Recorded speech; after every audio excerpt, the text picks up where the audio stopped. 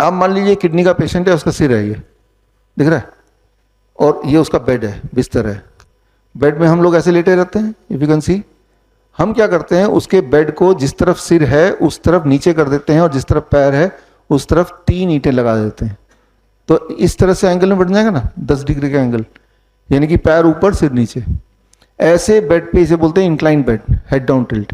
ऐसे बेड में जब हम 2 घंटे पेशेंट को लिटा के रखते हैं तो उसकी सूजन कम होने लगती है, उसका यूरिन आउटपुट बढ़ने लगता है। जब ये दोनों चीज होती है तो बीपी नीचे आने लगता है। जब बीपी भी नीचे आ गया तो वीकनेस जाने लगती है, यानी कि धीरे धीरे धीरे धीरे वो he is recovering from kidney patient.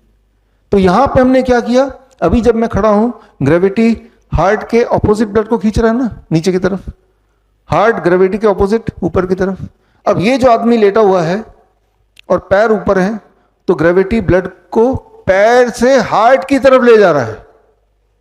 आप समझ रहे हैं, यहां पे gravity is taking the blood away from the heart, but इस कॉन्टेक्स्ट में gravity is taking the blood towards the heart.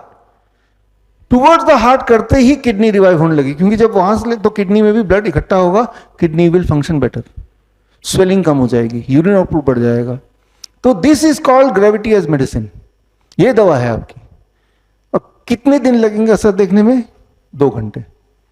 कैसे पता चलेगा असर आया कि नहीं? 2 घंटे बाद अपना देखिए स्वेलिंग कम हुआ कि नहीं, उस दिन का यूरिन आउटपुट मेजर कर लीजिए, कम हुआ कि नहीं, उस दिन का बीपी मेजर कर लीजिए, पहले से कम हुआ कि नहीं।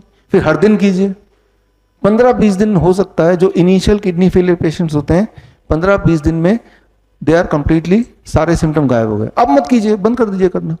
बड़ी से बड़ी बीमारी का आसान से आसान इलाज घर बैठे ही हो सकता है। अधिक जानकारी के लिए कांटेक्ट करें nearest doctor BRC clinic @home।